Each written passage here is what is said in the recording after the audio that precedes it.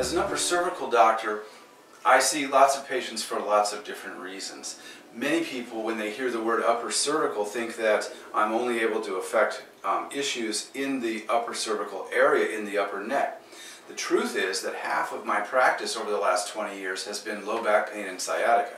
We have a phenomenal ability to restore the body's alignment with gravity, level the pelvis out and untwist it and make the weight balance even again by adjusting the neurologic centers up in the bottom of the brain.